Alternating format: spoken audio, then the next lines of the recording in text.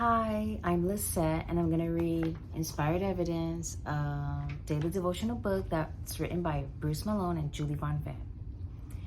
Today's reading is inspired by biology. Bird migration is more complex than planning a family vacation. Birds can start preparing themselves for fall migration as the amount of daylight shortens. They go into a feeding frenzy in order to gain as much weight as possible.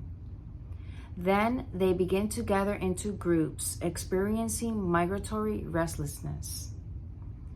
At just the right moment, all over the world, billions of birds take off on perilous migratory flights. How do they know their destinations? Scientists have shown that birds raised in captivity, completely separated from parents, still know when and where to migrate. It is actually programmed into their DNA. Scientists are discovering multiple migration mechanisms. Birds use landmarks such as rivers, mountains, and seashores. Some birds use the sun compass, which requires an internal clock. The sun's movement and the bird's internal clock allow them to calculate their direction. Many birds migrate primarily at night when there is less wind and fewer predators. These birds use a star compass.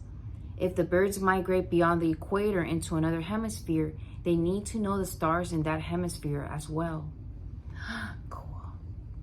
What if it is cloudy? Birds seem to have the ability to sense and navigate by the Earth's magnetic field. Birds have been found to have small amounts of magnetic crystals in their heads, i.e., they have a built-in compass.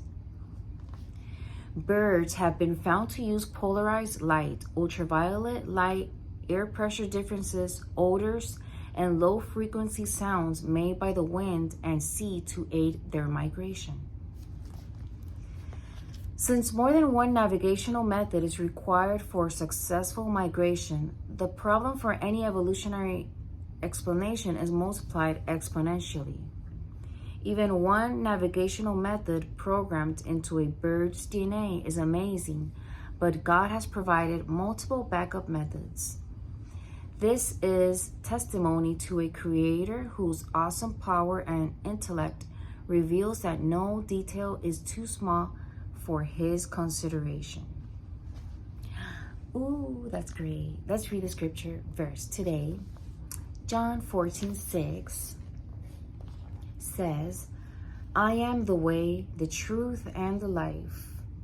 No man cometh unto the Father but by me. I need to go see what my kid is up to. He stopped. Okay.